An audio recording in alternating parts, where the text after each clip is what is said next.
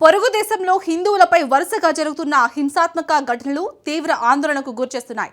ఇటీవలి కాలంలో చోటు చేసుకుంటున్న హత్యలు, దాడుల నేపథ్యంలో బంగ్లాదేశ్లో మైనారిటీ వర్గాలకు భద్రత అనేది కరువైంది. భారత్పై ద్వేషం ఉంటే బంగ్లాలోని హిందువులని ఎందుకు టార్గెట్ చేయాలి? ఎక్కడ టచ్ చేస్తే భారత్ రియాక్ట్ అవుతుందోనని బంగ్లాదేశ్ స్కెచ్ వేసిందా? బంగ్లాదేశ్లో ఓ భారత వ్యతిరేకిని గుర్తు తెలియని వ్యక్తులు చంపేస్తే అందుకు ప్రతీకారంగా హిందువులను చంపుతున్నారంటే బంగ్లాదేశ్ ఓ క్లియర్ సిగ్నల్ పంపిస్తుందని అర్థమవుతుంది. పాకిస్తాన్, చైనా అండ చూసుకొని బంగ్లా రెచ్చిపోతుందని తెలుస్తూనే ఉంది. బంగ్లాదేశ్లో ఈ మార్పు ఎక్కడ, ఎందుకు, ఎలా మొదలైంది? భారత్పై అంతగా విషం కక్కడానికి కారణమేంటి? Let's watch.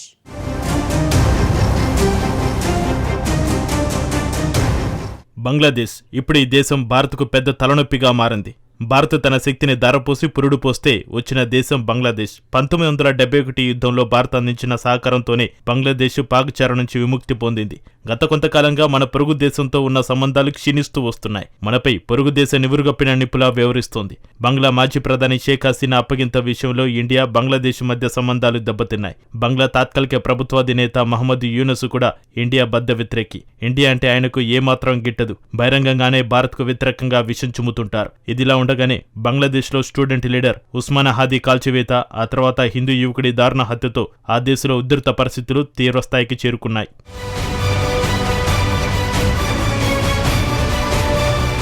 గత దశాబ్ద కాలంగా షేక్ హసీనా హయాంలో భారత్ బంగ్లా సంబంధాలు స్వర్ణయుగంగా వర్ణించబడ్డాయి. కనెక్టివిటీ, వాణిజ్యం, ఉగ్రవాద వ్యతిరేక పోరాటంలో ఇరు దేశాలు అద్భుతంగా సహకరించుకున్నాయి. భారత్ బంగ్లాదేశ్కు అతిపెద్ద వాణిజ్య భాగస్వామిగా ఎదిగింది. కానీ 2024 ఆగస్టులో హసీనా ప్రభుత్వం పడిపోయి తాత్కాలిక ప్రభుత్వం ఏర్పడిన తర్వాత పరిస్థితి ఒక్కసారిగా తలకిందులైంది.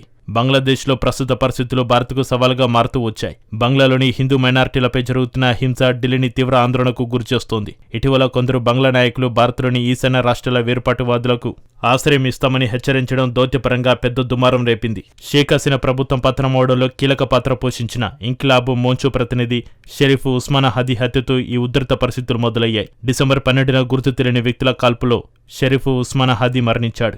ఈ వార్త తెలియగానే ఆయన మద్దతుదారులు, విద్యార్థులు రోడ్లపైకి వచ్చి హింసాత్మక నిరసనలు చేపట్టారు. అల్లర్ల సాకుతో రాడికల్ శక్తులు మళ్లీ మైనారిటీలను లక్ష్యంగా చేసుకున్నాయి. బంగ్లాదేశ్లో అరాచక శక్తుల ఆగడాలు మితిమీరిపోతున్నాయి. సామాన్యుల ప్రాణాలకు రక్షణ లేకుండా పోతోంది.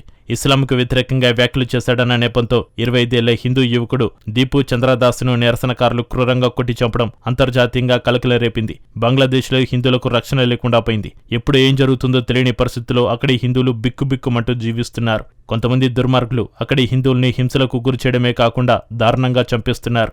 కొద్ది రోజుల క్రితం దీపు చంద్రదాస్ అనే యువకుడిని దైవదూషణ చేశాడని ఆరోపిస్తూ దారుణంగా కొట్టి చంపారు. అతడి శవాన్ని చెట్టుకు వేలాడదీసి తగలబెట్టారు. ఈ సంఘటన నుంచి తేరుకోకముందే మరో సంఘటన చోటు చేసుకుంది. మరో హిందూ బంగ్లాదేశ్లో ప్రాణాలు కోల్పోయాడు.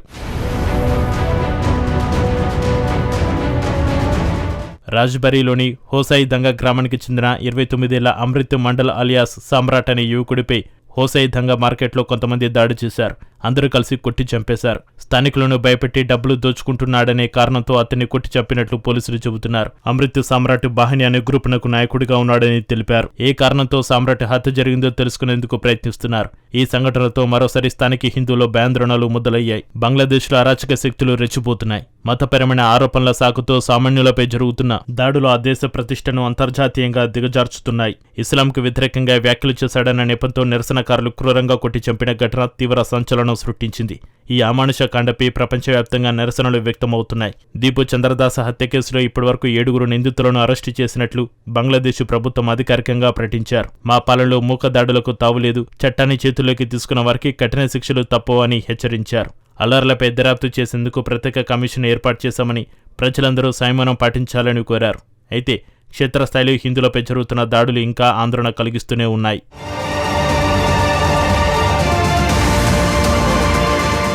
బంగ్లాదేశ్ ఇప్పుడు ప్రమాదకర స్థితిలో ఉంది. అక్కడి రాడికల్ ఇస్లామిక్ శక్తులు బంగ్లాను కబ్జా చేయాలని చూస్తున్నాయి. ఇదే కాకుండా అంతర్గత వర్గ పోరును కూడా భారత్కు ముడిపెట్టే ప్రయత్నం చేస్తున్నాయి. ఇందుకు తాజా ఉదాహరణ రాడికల్ ఇస్లామిస్ట్ విద్యార్థి నేత షరీఫ్ ఉస్మాన్ హాదీ హత్య వెనుక భారత ప్రమేయం ఉందని చెబుతూ అక్కడి మతోన్మాద మూక ఢాకాలోని భారత ఎంబసీపై దాడి చేసే ప్రయత్నం చేసింది.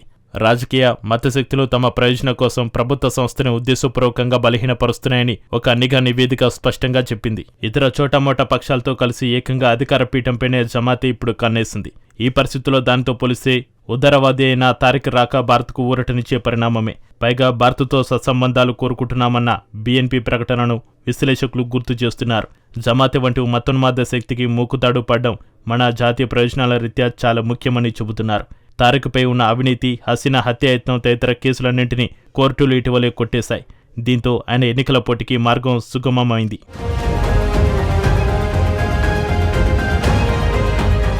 వచ్చేడాది బంగ్లాదేశ్లో ఎన్నికలు జరగనున్న నేపథ్యంలో తారిక్ రెహమాన్ నేతృత్వంలోని బంగ్లాదేశ్ నేషనలిస్టు పార్టీ అధికారంలోకి వచ్చే అవకాశం ఉంది. భారత్తో సంబంధాలు ఎలా ఉంటాయనే చర్చ జరుగుతోంది.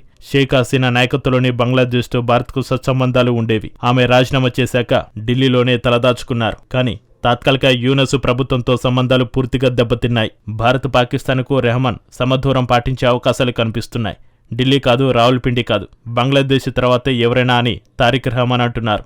1971లో ఒకసారి, మళ్ళీ 2024 జూలైలో మరోసారి స్వాతంత్రాన్ని సాధించుకున్నామని రెహమాన్ అన్నారు. మెరుగైన బంగ్లాదేశ్ నిర్మించేందుకు, శాంతిని నెలకొల్పేందుకు బీఎన్పీ అవిశ్రాంతంగా పనిచేస్తుంది అన్నారు. ఈ ప్రయాణంలో అన్ని వర్గాలను కలుపుకొని వెళ్తామన్నారు. ఇటీవల హత్యకు గురైన విద్యార్థి నాయకుడు ఉస్మాన్ హాదీ ప్రజాస్వామ్య బంగ్లాదేశ్ కోసం కలలు కన్నాడు. అతడి కల కోసం బీఎన్పీ పనిచేస్తుందని పూర్వాంచల్లో జరిగిన సభలో ప్రసంగించారు.